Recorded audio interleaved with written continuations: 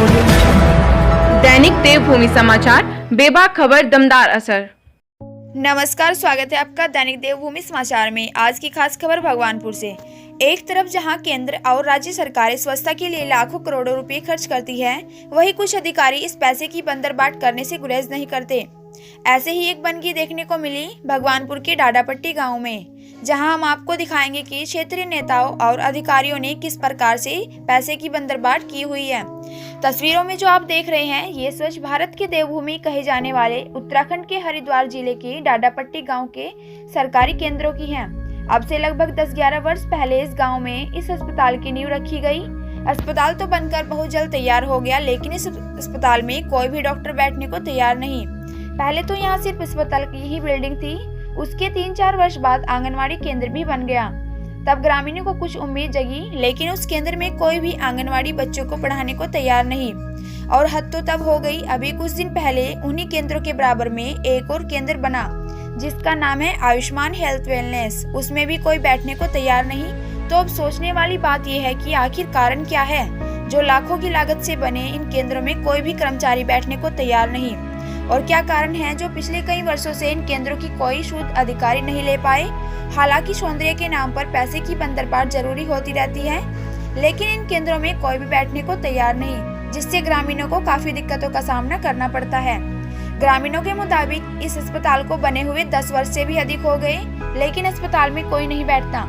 एक ग्रामीण ने साफ तौर पर क्षेत्रीय नेताओं और अधिकारियों पर पैसे की बंदरबाट का आरोप लगाते हुए बताया कि जब अस्पताल में कई सालों से कोई नहीं बैठ रहा था, तो फिर आंगनवाड़ी केंद्र और उसके बाद आयुष्मान केंद्र बनाने की क्या जरूरत थी।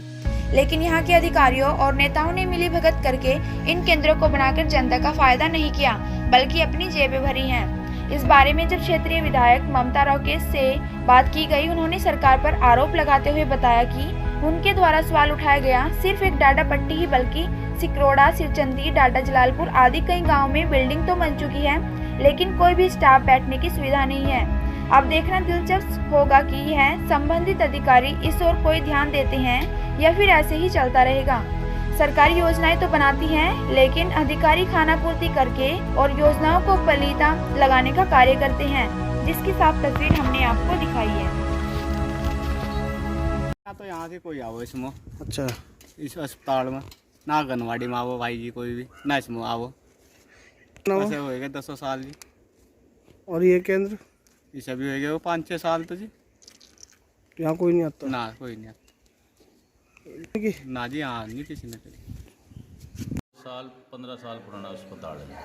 अच्छा, तो यहाँ पे डॉक्टर वगैरह नहीं बैठते? कोई डॉक्टर आज तक नहीं आया। क्या मामला है? ग्रामीणों ने इसकी आवाज़ नहीं उठाई? आवाज़ उठाई पर किसी ने नहीं सुनी। कोई कार्रवाई नहीं हो रही यहाँ से। कोई बहुत दिक्कत परेशानी हो रही। कहीं तो महिला ऐसी हैं जो बच्चा होते टाइम ही मर गई, गाँव के अंदर ही मर गई। यहाँ जो हमारे यहाँ अगर हम डाडापट्टी में अस्पताल बना हुआ है, तो ये कम से कम इसको 10 साल बना हुआ है, 10 साल हो चुके हैं, लेकिन यहाँ पर कुछ भी सुविधाएं नहीं है। यहाँ पर डॉक्टर भी नहीं बैठते, और इसके अलावा यहाँ पर जो महिलाएं हैं तो उनको कुछ भी सुविधाएं नहीं मिल पा रही है। इस ओर हमने इसकी शिकायत पहले भी कर चुके हैं। किसी भी अधिकारी ने इस ओर ध्यान नहीं दिया है। हम यहाँ पर डॉक्टर बैठे और सुविधाओं का लाभ गांव वालों को मिले। हमारी यही गुजारिश है कि जल्दी से जल्दी समस्या का समाधान होना चाहिए। भगवानपुर जाना पड़ता है, या फिर हमारे पास में यहाँ दूसरा इसमें उत्तर प्रदेश में पड़ता है, छोटमलपुर में सरकारी अस्पताल फतेहपुर में, तो वहाँ जाना पड़ता है।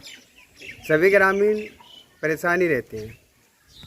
भाई साहब, हमारे गांव में जो अस्पताल खुला हुआ है, ये केवल पैसे की बंदरबाट के लिए खुला हुआ है, क्योंकि जो भी से संबंधित प्रधान है या जो नेता है, जो कैसे भी व्यक्ति है, मतलब सब बंदरबाट करने के लिए सब खुला गया। आंगनबाड़ी केंद्र से बच्चों को कोई फ़ायदा नहीं हुआ, कहना इसमें कोई बैठता। जब कोई अधिकारी नहीं बैठता तो बच्चे कैसे जाएंगे। अस्पताल जो खुला गया, आपसे कोई मूलभूत सुविधाएं स्वास्थ्य की किसी को प्राप्त नहीं हो रही। वो केवल बिल्डिंग बना के खड़ी कर दी, और जो बंदरबाट था उनके हिस्से में चला गया, आगे उन्हें कोई मतलब नहीं क्या हो। बल्कि अभी कुछ दिन पहले ही अभी एक आयुष्मान भवन भी बनाया गया हमारे आयुष्मान कार्ड के लिए। अब हमें पता नहीं, जब आंगनबाड़ी से कोई बेनिफिट नहीं हुआ, कोई लाभ नहीं हुआ, और अस्पताल से कोई लाभ नहीं हुआ, उसका बनाने का क्या उद्देश्य है, क्या आधार है। तो ये कहने का तात्पर्य ये है 8-10 साल से जो ये भी नेता हैं और प्रधान हैं, जो भी इससे जुड़े हुए लोग हैं, बस अपना योजना का पैसा हड़पने के लिए, चाहे उन्हें आंगनबाड़ी केंद्र बनाना पड़े भाई, चाहे अस्पताल बनाना पड़े हो, चाहे आयुष्मान संबंधित कोई भवन बनाना पड़े, चाहे पंचायत भवन बनाना पड़े, तो उस लिए काम करते हैं। आम व्यक्ति को, आम लोगों को, आम पब्लिक को उसका कितना फ़ायदा मिले उसके बारे में नहीं सोचते। ये सिस्टम है भाई। और गंदगी काम बाय की बात तो यह है, वो भवन ऐसी जगह बने हुए, वहाँ चारों तरफ गंदगी है। चलो गंदगी है कोई बात नहीं, लेकिन उस गंदगी को साफ करने के लिए प्रयास करना चाहिए, उसकी चारों तरफ से साफ करनी चाहिए। वहाँ एक तालाब भी है, तालाब में वहाँ बच्चों के गिरने का डर भी रहेगा, जबकि वहाँ आंगनबाड़ी केंद्र बनाया गया। तो जब तालाब है तो तालाब का भी वहाँ सौंदर्यीकरण करना चाहिए।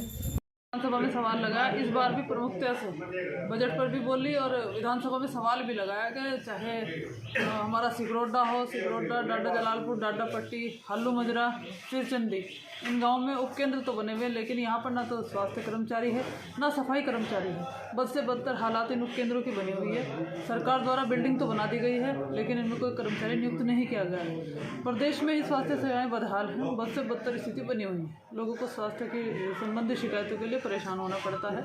मैंने भगवानपुर के लिए CHC के लिए ब्लड बैंक की भी मांग की, लेकिन यहाँ पर ब्लड बैंक की भी स्थापना करने का काम सरकार ने नहीं किया। तो सरकार तो गूंगी बहरी बनी हुई है, मूक दर्शक बनी बैठी है। स्वास्थ्य सेवाओं की तरफ कोई ध्यान नहीं है, लचर व्यवस्था है स्वास्थ्य सेवा। डूबने से संबंधित मेरे संज्ञान में कोई बात नहीं आई है। अब आपके माध्यम से मुझे अवगत करा गया है, मैं निश्चित रूप से संज्ञान लेकर इस पर कार्रवाई कराने का काम करूँगा। रही बात पानी भरने की, पानी निकासी की बात की जाएगी। ग्राम प्रधान से वार्ता करके वीडियो के माध्यम से मैं भी पत्र लिखती हूँ और पानी निकासी की व्यवस्था करा दी जाएगी।